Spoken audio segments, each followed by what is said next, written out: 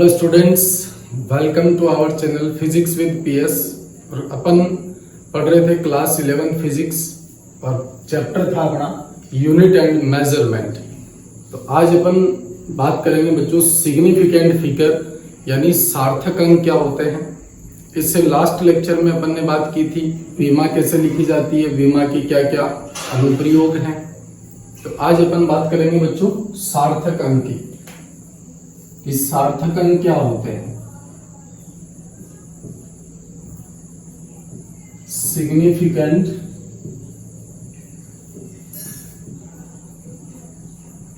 Figures.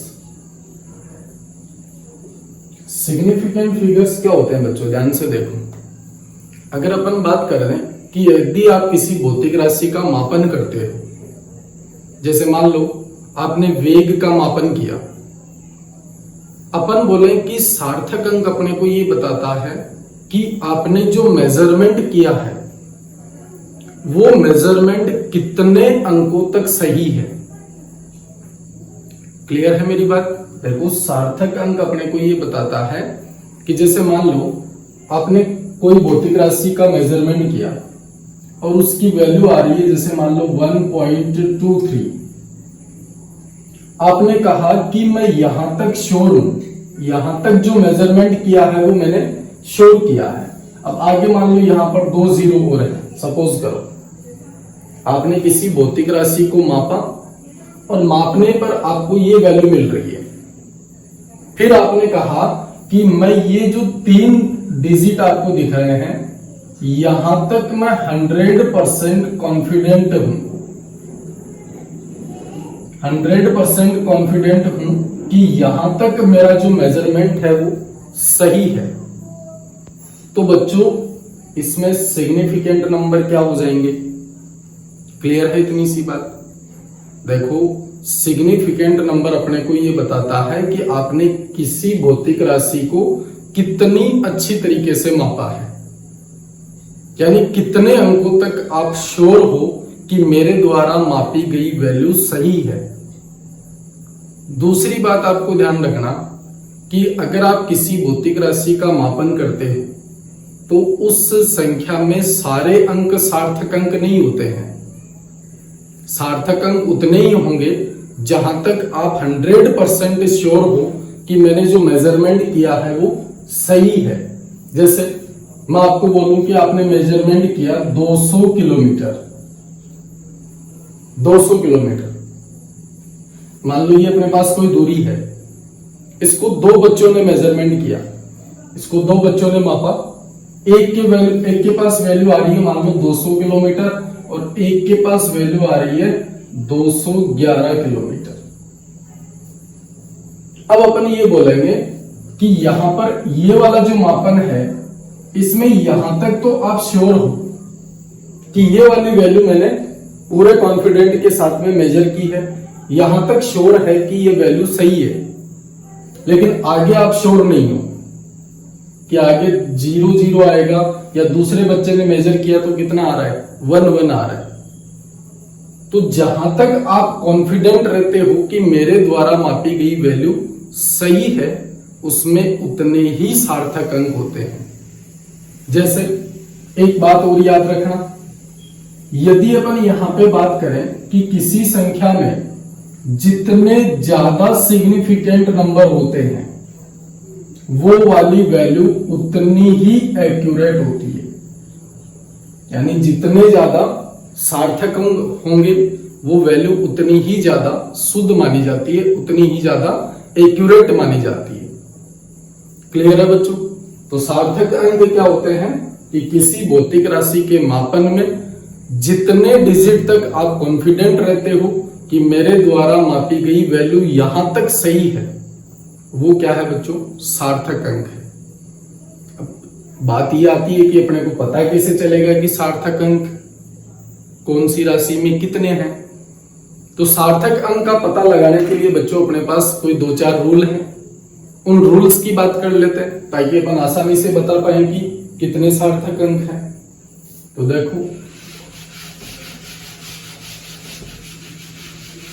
चलो कुछ rules की बात करते हैं अपन। पहला रूल है बच्चों आपके पास कि सभी अशून्य अंक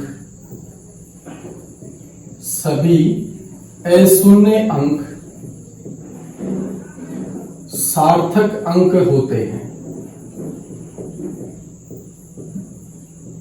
अशून्य अंकों का मतलब क्या होता है बच्चों? जीरो को छोड़कर। देखना ध्यान से। फॉर एग्जाम्पल आपके पास वैल्यू है 1 2 3, किन भौतिक राशि का मापन किया और आपके पास वैल्यू आई 1 2 3 123। मैंने कहा इसमें सारे अंक क्या है? अशून्य अंक है। तो ये सबके सब बच्चों क्या हो जाएंगे? Significant figure. कितने हो गए इसमें बताओ? 3। यदि आपके पास किसी संख्या में सारे के सारे अंक कैसे हो? अशून्य अंक हो, तो उनको अपन क्या बोलेंगे? सार्थक अंक बोलेंगे। तो मैंने कहा 1 2 3 123 है, इसमें सार्थक अंक कितने होंगे बच्चों? 3 होंगे, क्योंकि सारे के सारे क्या है? अशून्य अंक है। एग्जाम्पल लेते हैं अपन दूसरा। आपने मेजर किया 12.3। देखो एक भी शून्य नहीं है, सारे अशून्य अंक हैं, तो इसमें भी सिग्निफिकेंट फिगर कितने होंगे बच्चों? 3 होंगे। बात करें अपन किसकी? जैसे आपने बोला कि 12.43, ये आपके पास कोई मेजरमेंट है। सारे के सारे अंक क्या हैं? अशून्य अंक हैं, तो सार्थक अंक कितने हो जाएंगे बच्चों? 4 हो जाएंगे। देखो बहुत आसान है। पहला रूल क्या था कि यदि आप बात करो किसी संख्या की, तो उस संख्या में यदि सारे अंक अशून्य हैं तो वो सारे के सारे क्या होते हैं? सार्थक अंक होते हैं। चलो दूसरे रूल की बात करते हैं। ध्यान से देखो, दो अशून्य अंकों के बीच, या अपन ऐसे बोल सकते हैं कि अशून्य अंकों के बीच आने वाले शून्य सार्थक अंक होते हैं। सार्थक अंक होते हैं। या तो आप ऐसे बोल दो कि अशून्य अंकों के बीच आने वाले शून्य क्या होते हैं? सार्थक अंक। या फिर आप इसी को ऐसे भी बोल सकते हो कि सार्थक अंकों के बीच में आने वाले शून्य भी क्या होते हैं बच्चों? सार्थक अंक होते हैं। जैसे आपने बोला 103। देखो ये दो अशून्य अंक हैं, अपन ने एग्जाम्पल लिया है पहला 103। देखो 1 भी अशून्य है, 3 भी अशून्य है, बीच में क्या आ रहा है आपके पास? शून्य। तो ये भी क्या होगा? सार्थक अंक होगा। यानी इसमें सिग्निफिकेंट नंबर कितने हो जाएंगे बच्चों? 3। और दूसरी बात मैंने क्या बताई कि सार्थक अंकों के बीच में यदि 0 आ रहा है तो वो क्या होगा? सार्थक अंक होगा। जैसे 1 और 3 अशून्य अंक है, तो दोनों सार्थक अंक होंगे। ध्यान से देखो। और दो सार्थक अंकों के बीच में यदि 0 आ रहा है तो वो भी क्या होगा? सार्थक अंक होगा। जैसे बात करें अपन 1.03, तो यहां पर भी देखो आपके पास 1 और 3 अशून्य अंक है, इनके बीच में 0 आ रहा है, तो सार्थक अंक यहां पर भी कितने हो जाएंगे बच्चों? 3 हो जाएंगे। अगर मैं आपको बोलूं, आपने लिखा 2001, बोलो दो अशून्य अंकों के बीच क्या आ रहा है?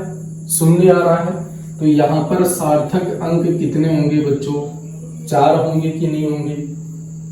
तो ये 2 रूल है अपने पास, नोट करो। आगे देखते हैं फिर।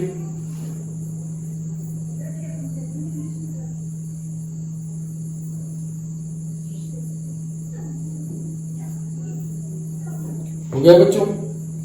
चलो तो आगे देखते हैं।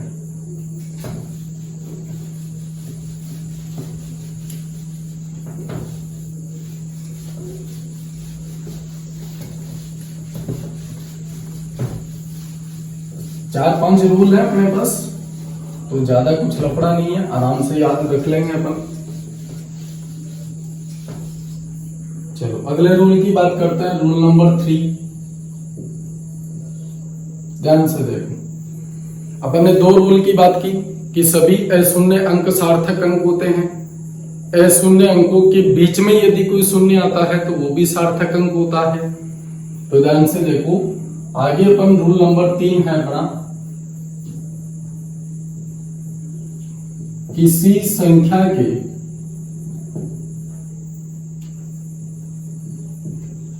बाईं ओर या इनको अपन बोल देंगे प्रारंभिक शून्य। क्या बोलेंगे बच्चों? प्रारंभिक शून्य। तो किसी संख्या के बाईं ओर आने वाले शून्य सार्थक अंक नहीं होते, सार्थक अंक नहीं होते हैं। जैसे फॉर एग्जाम्पल बात करें अपन 002, देखो ये आपके पास अशून्य अंक है, इसकी बाईं ओर 0 आ रहा है। बाईं ओर का मतलब लेफ्ट साइड में।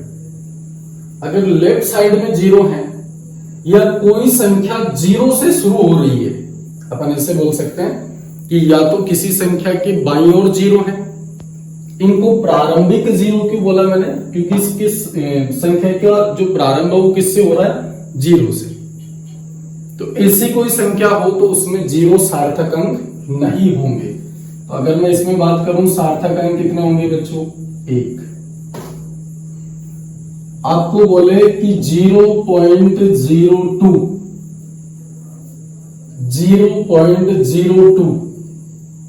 यहां पर देखो ये अशून्य अंक है, इसके बाईं ओर 0 आ रहे हैं दोनों, तो ये दोनों भी सार्थक अंक नहीं होंगे। तो इसमें सार्थक अंकों की संख्या कितनी होगी बच्चों? 1 होगी। जैसे आपको बोले कि 0101, इसमें सार्थक अंक बताओ कितने होंगे?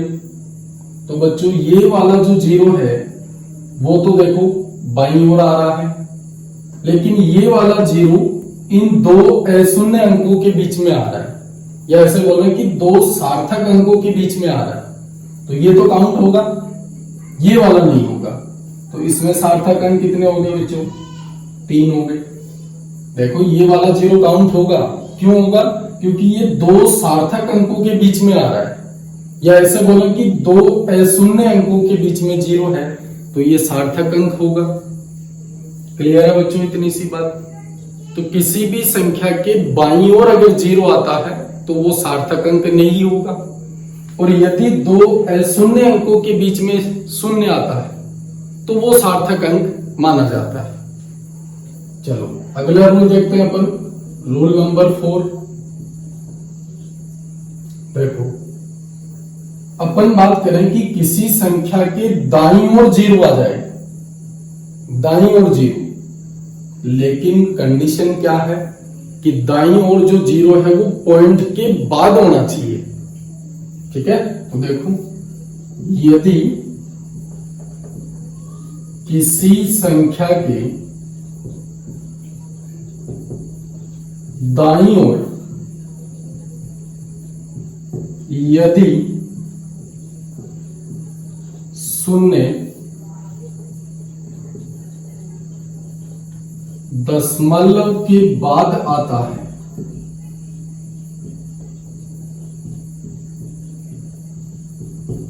तो वह सार्थक अंक होगा। चलो बच्चों क्लियर है इतनी सी बात?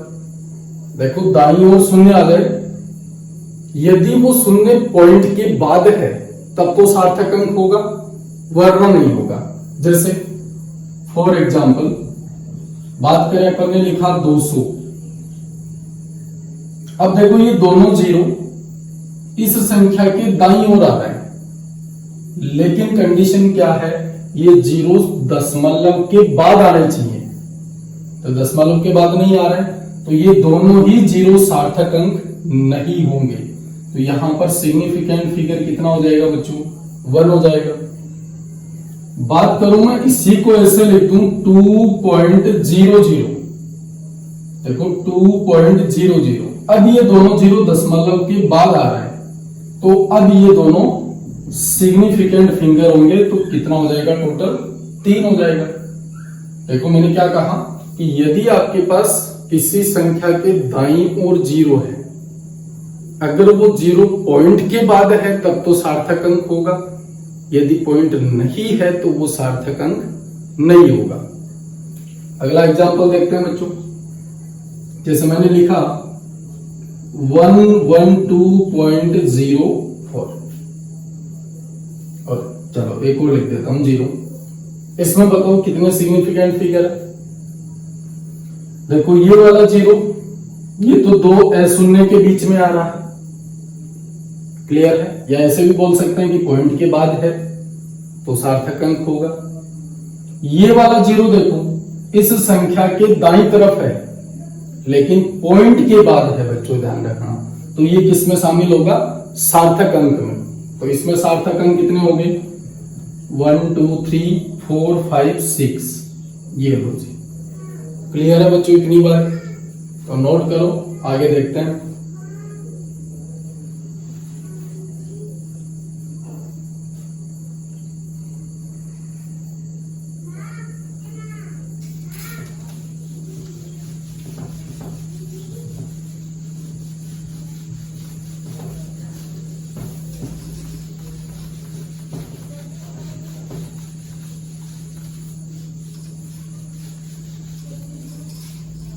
चलो अगला रूल देखो, रूल नंबर 5। चलो सार्थक अंक का अगला रूल क्या है बच्चों? ध्यान से देखो। सार्थक अंक बहुत आसान है बच्चों, बस ये 5-6 रूल हैं वो अपने को याद रखने, बाकी बहुत आसान है। तो रूल नंबर 5 क्या है? देखो, किसी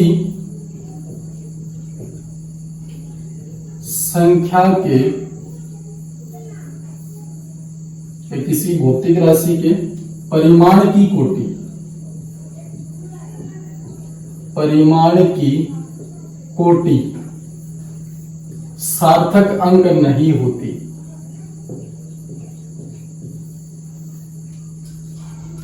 सार्थक अंक नहीं होती है। देखो बहुत आसान है। परिमाण की कोटि, परिमाण की कोटि का मतलब, जैसे एग्जांपल लेते हैं, अगर मैंने लिखा 1.2 इंटू 10⁴, यानी 1.2 कितने टाइम है? 10⁴ टाइम्स है। यानी ये जो वैल्यू है ना वो अपने को क्या बता रही है? इस परिमाण की कोटि बता रही है, ठीक है ना? जैसे अपन बोलते हैं ना कई बार कि नाभिक की त्रिज्या 10⁻⁻15 मीटर कोटि की होती है, परमाणु का आकार 10⁻⁻10 मीटर कोटि का होता है। तो वो क्या है? किसी संख्या के परिमाण की कोटि है, वो कभी सार्थक अंक नहीं होती है। केवल सार्थक अंक अपने को कौन देगा? ये वाली वैल्यू। तो इसमें सार्थक अंक कितने होंगे बच्चों? 2 होंगे। जैसे मैंने लिख दिया 2.06 इंटू 10⁻⁻6। अब यहां पर ये वाली जो वैल्यू है वो सार्थक अंक नहीं देगी, केवल सार्थक अंक इसमें मिलेंगे अपने को। तो कितने होंगे बच्चों? इसमें 3 होंगे। क्या? देखो 2 अशून्य अंकों के बीच शून्य है तो सार्थक अंक होगा, तो टोटल कितने हो गए? 3 हो गए। तो किसी भी संख्या के परिमाण की जो कोटि है वो कभी भी सार्थक अंक नहीं होती है। फॉर एग्जाम्पल एक और ले लेते हैं, 1.002 इंटू 10⁻3। इसको मैं कैसे लिखूंगा? देखो ये तो अपने पास सार्थक अंक देगा नहीं, तो इसमें कितने हैं बच्चों? 1 2 3 4, ये दोनों जीरो सार्थक होंगे। क्यों? क्योंकि दोनों अशून्य अंकों के बीच में है या 2 सार्थक अंकों के बीच में है। तो यहां पर सार्थक अंक कितने हो जाएंगे बच्चों? 4 हो जाएंगे। क्या? चलो ये था अपना 5वां रूल। तो नोट करो, आगे देखते हैं।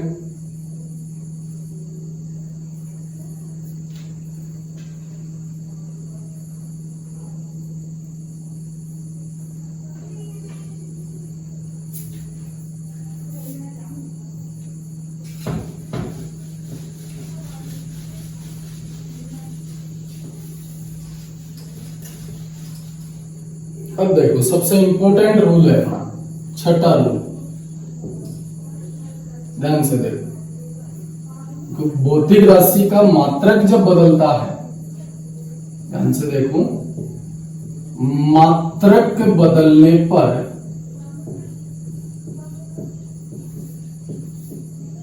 सार्थक अंक नहीं बदलते।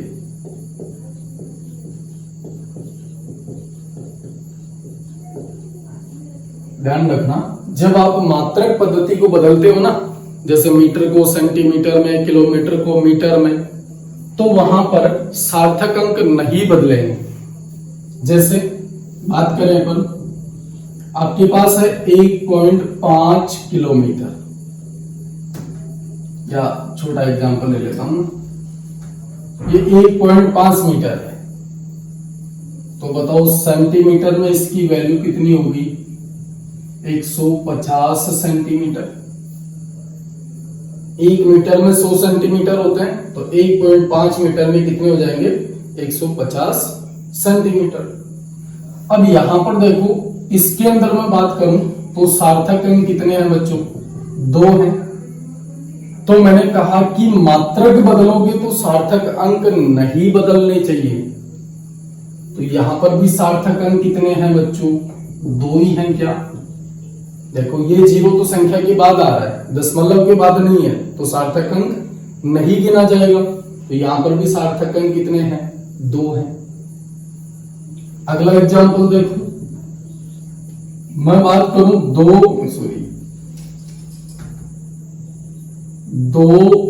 किलोमीटर की, 2 किलोमीटर, और इसको मैं मीटर में चेंज करूं तो ये हो जाएगा मेरे पास 2000 मीटर। बोलो क्लियर है इतनी सी बात? मैंने लिखा 2 किलोमीटर, तो 1 मीटर में कितने होते हैं? 1000 मीटर, तो 2 किलोमीटर में कितने हो गए? 2000 मीटर। तो यहां पर सार्थक अंक कितने बच्चों? 1 है, और यहां पर भी सार्थक अंक कितना होगा? 1 होगा।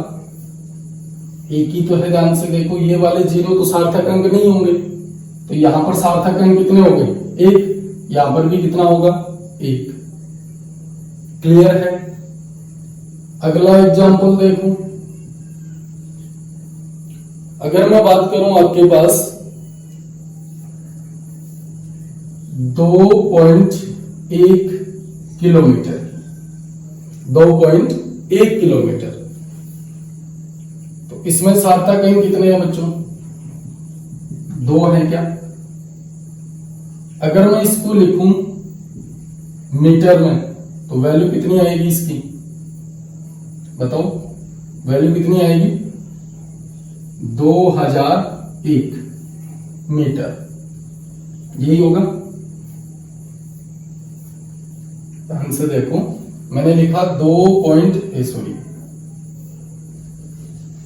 कितना हो जाएगा? 2100 मीटर, यही होगा। तो सिग्निफिकेंट फिगर कितने हैं इसमें? 2 हैं, और इसमें भी कितने होंगे बच्चों? 2 ही तो हैं, ध्यान से देखो। तो नोट करो, आगे बात करते हैं।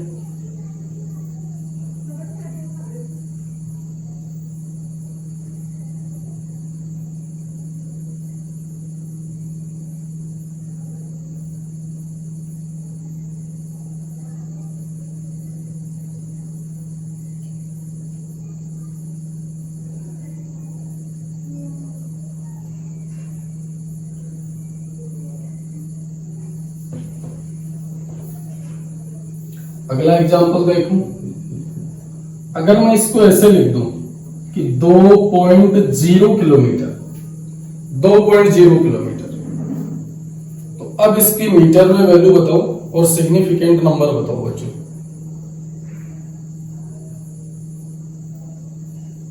देखो 2.0 किलोमीटर है, तो ये कितना हो जाएगा? 2000 मीटर, यही होगा।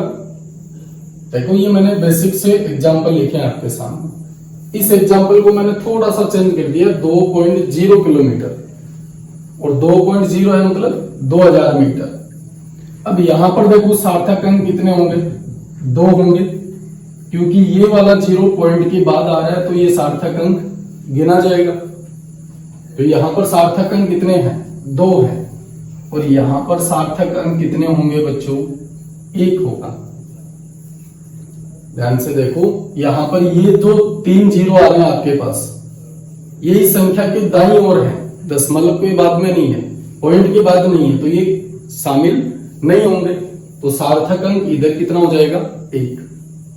तो इसके अंदर सार्थक अंक 2 बनाने के लिए मैं क्या करूंगा, इसको इस तरीके से लिखूंगा, 2.0 और इंटू 10⁻³ लिख सकता हूं ऐसे। देखो एक एग्जांपल मैंने थोड़ा सा अलग लिखा है, 2.0 किलोमीटर है, इसमें मैंने कहा सार्थक अंक 2 है, इसको मैंने मीटर में चेंज किया तो 2000 मीटर, इसमें सार्थक अंक 1 है, तो यहां पर मैंने लिखा 2.0 इंटू 10⁻³। अब देखो ये तो आपके पास परिमाण की कोटि होगी, तो ये तो सार्थक अंक शामिल नहीं होगी। अब इसमें सार्थक अंक कितने हो गए बच्चों, 2। अब ध्यान से देखो, मैंने कहा 2.0 किलोमीटर को 2000 मीटर लिखें, तो ये वैसे तो सही है, भौतिक रूप से सही है, लेकिन सार्थक अंक के रूप से गलत है। सार्थक अंक के रूप से अपन ऐसे नहीं लिख सकते इसको। क्यों नहीं लिख सकते, अपन ने कहा कि मात्रक बदलने पर सार्थक अंक नहीं बदलने चाहिए। तो यहां पर 2.0 किलोमीटर में 2 सार्थक अंक थे, तो मैंने इसको 2000 मीटर लिखूंगा, तो इसमें सार्थक अंक केवल 1 होगा, जो सार्थक अंक के अनुसार क्या है, गलत है। तो मैं इसको क्या लिखूंगा, 2.0 गुणा 10⁻³ मीटर। अब इसमें बच्चों क्या हो गया, सार्थक अंक कितने बन गए, 2 बन गए। चलो तो नोट करो, क्लियर है सबको।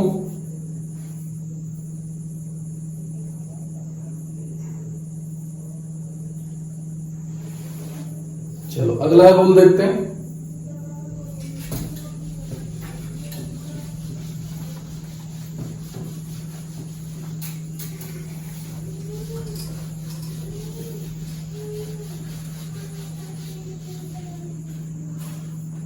चलो अगला रूल है अपना रूल नंबर 7। इसमें ध्यान रखना बच्चों कि यदि आपके पास कोई नियतांक है, या तो कोई नियतांक होगा या फिर कोई प्योर नंबर होगा। प्योर नंबर का मतलब जिसकी वैल्यू फिक्स है, कि उसको अपन मेजर किया और मेजर करने पर उसकी वैल्यू एग्जैक्ट वही है, उसमें कोई चेंज नहीं होगा, तो वो क्या है, प्योर नंबर के अंदर, यानी या तो कोई नियतांक या कोई प्योर नंबर है, या अपन ऐसे बोल सकते हैं में अनंत सार्थक अंक होते हैं। अनंत सार्थक अंक होते हैं। अब इसका एग्जांपल देखो बच्चों, जैसे मैं आपको बोलूं कि प्रकाश का वेग है c, 3 इंटू 10⁸ मीटर पर सेकेंड। ये वाली वैल्यू फिक्स है, कांस्टेंट है, फिक्स है, कोई चेंज नहीं होगा इसमें। अपन ने एक्सपेरिमेंटली इसको प्रूव कर दिया कि इसकी वैल्यू कितनी है, 3 इंटू 10⁸ मीटर पर सेकेंड है। तो इसके अंदर बच्चों सार्थक अंक कितने होंगे, सार्थक अंक अनंत होंगे, ध्यान रखना। जैसे मैं आपको बोलूं कि जल का अपवर्तनांक, जल का अपवर्तनांक कितना होता है, जैसे मान लो 1.33 है, कोई भी वैल्यू मान लो। अब ये वैल्यू क्या है, फिक्स है। देखो ये वाली वैल्यू क्या है, फिक्स है, ध्यान रखना, इसमें कोई चेंज नहीं होगा, ये नियतांक है। तो इसके अंदर सिग्निफिकेंट फिगर कितने हो जाएंगे बच्चों, इनफाइनाइट। क्लियर है इतनी सी बात, तो नोट करो इसको, आगे देखते हैं। ये पहला एग्जाम्पल, ये दूसरा, ये तीसरा। जैसे मान लो अपन कई बार लिखते हैं कि जैसे घन का क्षेत्रफल, घन का क्षेत्रफल, अब मान लो घन की भुजा कितनी है a, तो घन का क्षेत्रफल क्या हो जाएगा 6 गुणा भुजा स्क्वायर। अब ये 6 क्या है यहां पर, ये मेजर्ड वैल्यू है, मेजर्ड वैल्यू है, फिक्स वैल्यू है, इसको कोई चेंज नहीं कर सकता कि घन का क्षेत्रफल 6 गुणा भुजा स्क्वायर होता है तो होता ही है, इसको मेजर किया हुआ है। तो इसमें भी आपके पास सिग्निफिकेंट नंबर कितने होंगे बच्चों, अनंत होंगे। ठीक है, तो नोट करो, देखते हैं आगे।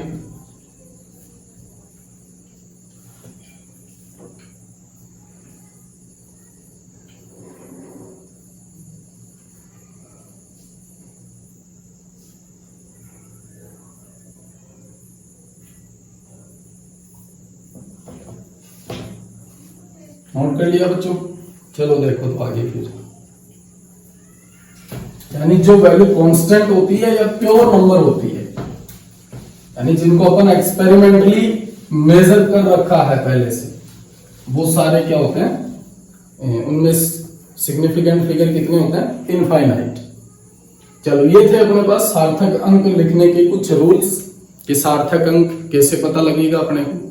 तो ये 6-7 रूल हैं जो अपने को याद रखने हैं। चलो अब अपन बात करते हैं कि किसी भी संख्या को राउंडिंग ऑफ कैसे करते हैं। राउंडिंग ऑफ का मतलब पूर्णांकन कैसे किया जाता है, ठीक है ना। तो अपन अगला टॉपिक है अपना राउंडिंग ऑफ, यानी किसी संख्या का पूर्णांकन करना। ठीक है, जैसे अपन बोलते हो ना कि राउंड फिगर में कर ले, ठीक है। तो राउंडिंग ऑफ कैसे करते हैं, देखो इसके लिए भी अपने पास कुछ रूल्स हैं और उन रूल्स को अपन एग्जांपल से समझते हैं बच्चों। जैसे मान लो आपके पास है 3.72। अब ध्यान से देखो, मुझे इसमें केवल 2 अंक चाहिए, केवल 2 सार्थक अंक चाहिए और इसको राउंडिंग ऑफ करना है मुझे। तो कैसे करोगे, जैसे मान लो मुझे इस 7 को राउंड ऑफ करना है, तो इस 7 के आगे वाली जो संख्या है ना उसको चेक करो। यदि वो संख्या 2 है, ध्यान से देखो 2 है, और ये संख्या 5 से क्या है, छोटी है। देखो 3.72 है और मैंने कहा इसको आप राउंड ऑफ करना है 2 डिजिट तक, केवल 2 ही डिजिट रखने हैं इसमें। तो मैंने क्या कहा, इस 7 के आगे वाली संख्या देखो, अगर वो संख्या 5 से छोटी है तब तो आप इसको ऐसा का ऐसा लिख दो। ये राउंडिंग ऑफ हो गया आपके पास। बोलो कोई डाउट। चलो अगला एग्जांपल देखते हैं। पहला रूल याद है सबको, क्लियर है कि यदि आपके पास जिस अंक को राउंड ऑफ करना है उसके आगे वाला अंक देखो, यदि वो अंक 5 से छोटा है तो संख्या एज इट इज आ जाएगी, कोई चेंज नहीं होगा। अगला एग्जांपल देखो, मैं लिख रहा हूं 2.67। अब इसमें भी मुझे 2 ही डिजिट रखने हैं, यानी राउंड ऑफ करना है। तो जिस अंक को राउंड ऑफ करना है उसकी अगली संख्या देखो, तो ये 7 है और 7 5 से बड़ी संख्या है बच्चों। 7 क्या है, 5 से बड़ी है। तो ये संख्या 5 से बड़ी होगी तो राउंड ऑफ कैसे करोगे आप, इसको इस पहले वाली संख्या में +1 कर दो, तो ये कितना हो जाएगा 2.7। जैसे इसी का एक एग्जांपल और देखें अपन, 1.76, इसको 2 डिजिट तक राउंड ऑफ करना है। तो ये वाली संख्या देखो, 6 क्या है, 5 से बड़ी है, और 5 से बड़ी है तो अपन क्या करेंगे, इसमें +1 कर देंगे, तो ये कितना हो जाएगा 1.8 हो जाएगा। क्लियर है बच्चों, तो छापो आगे।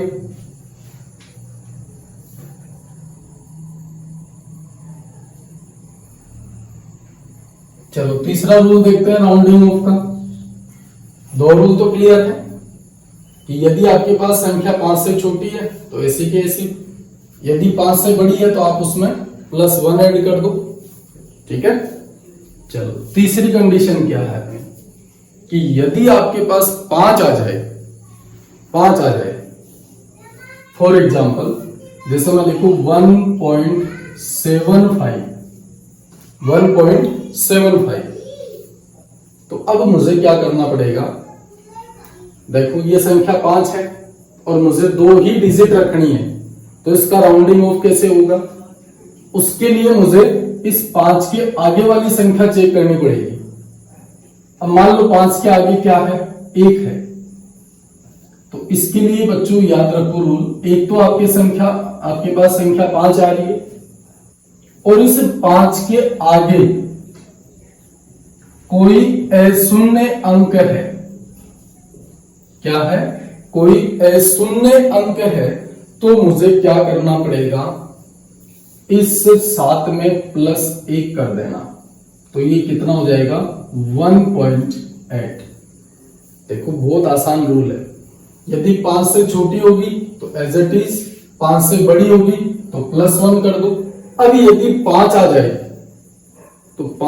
तो अपन को एक काम करना पड़ेगा, उस 5 के आगे वाली संख्या चेक करनी पड़ेगी कि यदि आगे आपके पास कोई अशून्य अंक है,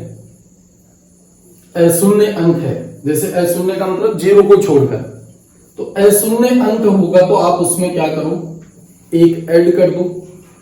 तो यहां पर मैंने कहा कि मुझे 2 डिजिट रखनी है केवल, और ये संख्या 5 है, और 5 के बाद देखो क्या आ रहा है, अशून्य अंक है, तो मैं क्या करूंगा, इस 7 में 1 ऐड कर दूंगा, तो ये बन जाएगा 1.8। क्लियर है बच्चों।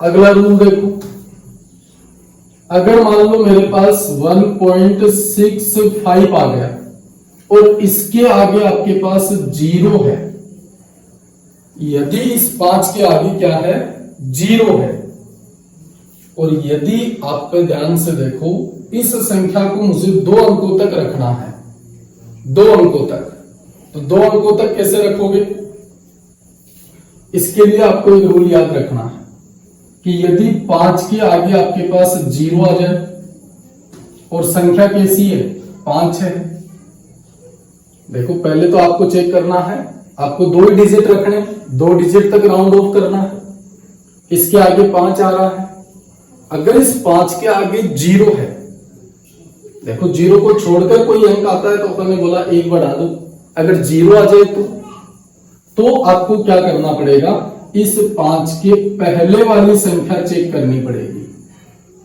यदि ये संख्या सम है, कैसी है, इवन सम संख्या है, तब आप इसको ऐसा का ऐसा लिख दो, कोई छेड़छाड़ नहीं करनी है। क्लियर है बच्चों। अगर आपके पास 2 ही डिजिट रखनी है, 5 भी आ रहा है आपके पास, अगर इस 5 के आगे 0 है तो आपको 5 से पहले वाली संख्या चेक करनी है कि यदि वो सम संख्या है तब तो आप 1.6 लिख दो, एज इट इज आ जाएगा। अब अगला रूल देखो, इसको मैं लिख रहा हूं 2.750। अब यहां पे देखो संख्या 5 है, इसके आगे 0 है, तो देखो संख्या 5 भी आ गई और इसके आगे 0 भी आ रहा है, तो अब मुझे पहले वाली संख्या चेक करनी पड़ेगी, और ये संख्या कैसी है बच्चों, विषम है क्या, ओड नंबर है। अब ओड नंबर है तो मुझे क्या करना पड़ेगा, +1 ऐड करना पड़ेगा, तो क्या हो जाएगा 2.8। बोलो क्लियर है। बस ये राउंडिंग ऑफ के 5 ही नियम है अपने पास, 5 याद रखो।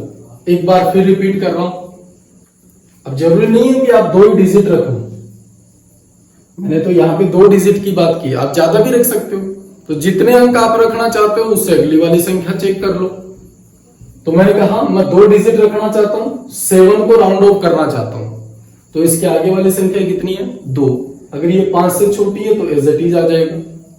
अगर इसके जैसे अगली संख्या है 2.67, अब मुझे 2 डिजिट रखने हैं यानी 6 को राउंड ऑफ करना है, तो अगली संख्या कितनी है 7, जो 5 से बड़ी है, तो मुझे क्या करना पड़ेगा, 1 ऐड करना पड़ेगा। तो ये 2 रूल तो बड़े आसान है अपने।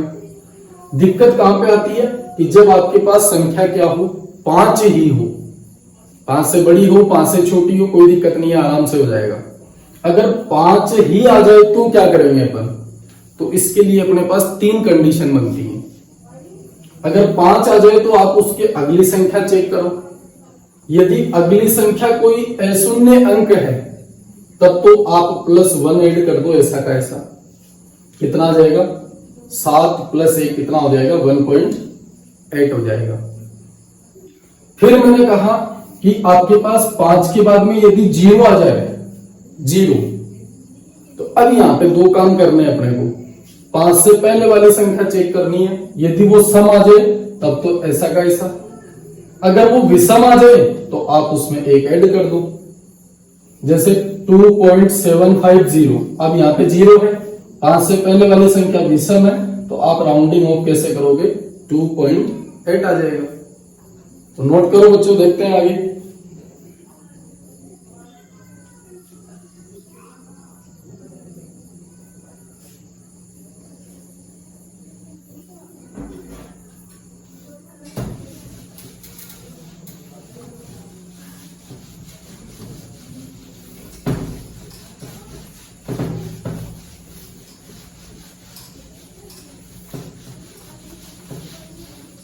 चलो अब अपन देखते हैं कैलकुलेशन में सार्थक अंक कितने होने चाहिए। जो अगला टॉपिक है अपना वो क्या है, गणना में सार्थक अंक। जैसे अपन 2 संख्याओं को जोड़ें या उनको घटाएं या गुणा करें या फिर भाग करें, तो उनमें सार्थक अंक कितने होने चाहिए। तो सबसे पहले तो अपन बात करते हैं किसकी, एडिशन और सब्ट्रैक्शन की। एडिशन एंड सब्ट्रैक्शन, जोड़ना व घटाना। यदि आप 2 संख्याओं को जोड़ते हैं या फिर घटाते हैं तो जो रिजल्ट आएगा उस रिजल्ट में कितने सार्थक अंक होने चाहिए। तो इसके लिए केवल एक चीज याद रखनी है, आप सीधा लिख लो, संख्याओं के जोड़ व घटाव में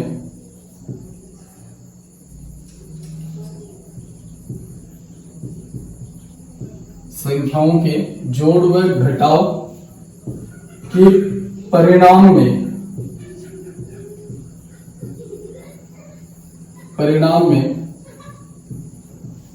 उतने ही सार्थक अंक होंगे जितने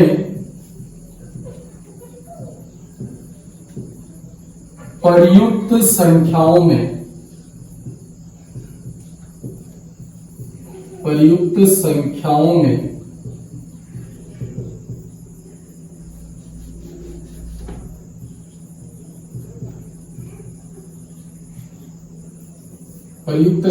में दशमलव के बाद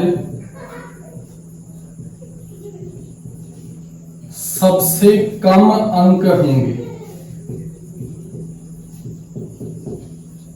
देखो ये रूल थोड़ा सा अलग है। संख्याओं के जोड़ व घटाव के परिणाम में उतने ही सार्थक अंक होंगे जितने प्रयुक्त संख्याओं में दशमलव के बाद सबसे कम अंक होंगे। देखो एग्जाम्पल से समझ में आएगा। जैसे पहला एग्जाम्पल है मेरे पास, अगर मैं बोलूं कि 1.23 और इसमें आपको ऐड करना है 2.1, देखो एग्जाम्पल से क्लियर हो जाएगा। 1.23 प्लस 2.1, तो पहले तो इनको डायरेक्ट ऐड कर लो, कुछ भी नहीं सोचना है। 1.23 और ये हो जाएगा 2.1, तो डायरेक्ट ऐड कर लो। 3, 2 और 1 3 और 2 और 1 3, 3.33। अब ये आपके पास रिजल्ट है। इस रिजल्ट में अपने पास कितने सार्थक अंक होंगे, यानी पॉइंट के बाद कितने अंक आएंगे। तो आपके पास ये दो संख्याएं थी, इन दोनों संख्याओं में पॉइंट के बाद कम अंक किसके पास है, इस वाले के पास। देखो इसके पास पॉइंट के बाद 2 अंक है, इसके पास पॉइंट के बाद 1 अंक है। तो यहां पर रिजल्ट के अंदर पॉइंट के बाद कितने अंक होने चाहिए, 1 ही अंक होना चाहिए, ध्यान रखना। तो यहां पर इसका राउंड ऑफ करोगे तो देखो 3 का राउंड ऑफ करना है, 3 के बाद में कितना है 3, 5 से छोटी संख्या है तो एज इट इज आ जाएगा। तो रिजल्ट में क्या आएगा अपने पास 3.3। यानी जब दो संख्याओं को जोड़ते हैं या दो संख्याओं को घटाते हैं तो परिमाण के अंदर पॉइंट के बाद कितने अंक आएंगे, कैसे पता करना है अपने को कि जो भी संख्याओं को अपन ने जोड़ा है उन संख्याओं में ये देख लो कि सबसे कम अंक किसके पास है, दशमलव के बाद सबसे कम अंक किसके पास है, इस वाले के पास 2.1, यानी पॉइंट के बाद 1 है, इसमें पॉइंट के बाद 2 है। तो रिजल्ट में क्या आएगा, जिसके पास कम अंक थे वो वाला आ जाएगा, तो इसके पास 3.3 रह जाएगा। क्लियर है बच्चों। चलो एक एग्जांपल और लेते हैं अपन। जैसे आपके पास है 3.201 और इसको ऐड करना है 1.21। तो ऐड तो डायरेक्ट कर लो, इसमें कुछ नहीं सोचना है आपको। तो 3.201 और ये बन जाएगा 1.21। तो 1, 1, 4 और 4। देखो अपन ने डायरेक्ट ऐड कर लिया 4.411। अब ध्यान से देखो इस रिजल्ट के अंदर पॉइंट के बाद कितने डिजिट रखने अपने को। तो देखो दो संख्याएं हैं अपने पास, तो पॉइंट के बाद सबसे कम अंक किसके पास है, इस वाले के पास। देखो इसके पास पॉइंट के बाद 2 डिजिट है, इसके पास पॉइंट के बाद 3 डिजिट है। तो रिजल्ट में कितना रहेगा 2। तो 2 रखने अपने को, इस वाले डिजिट को राउंड ऑफ करना है तो इसके आगे वाली संख्या देखो 1 है, 5 से छोटी है तो एज इट इज आ जाएगा। तो रिजल्ट क्या आएगा अपने पास 4.41। क्लियर है बच्चों। आई होप दोनों एग्जांपल समझ में आ गई। सेम काम आपको कहां पे करना है, घटाने के अंदर। अगर एक में से दूसरी राशि को घटाते हो तो उसमें भी पॉइंट के बाद उतने ही अंक लेने हैं जितने उन प्रयुक्त संख्याओं में पॉइंट के बाद सबसे कम है।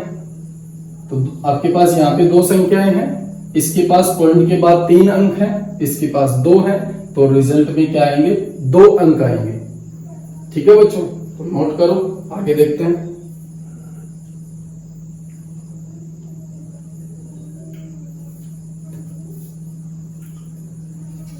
चलो ये तो थी अपने पास एडिशन और सब्ट्रैक्शन की बात।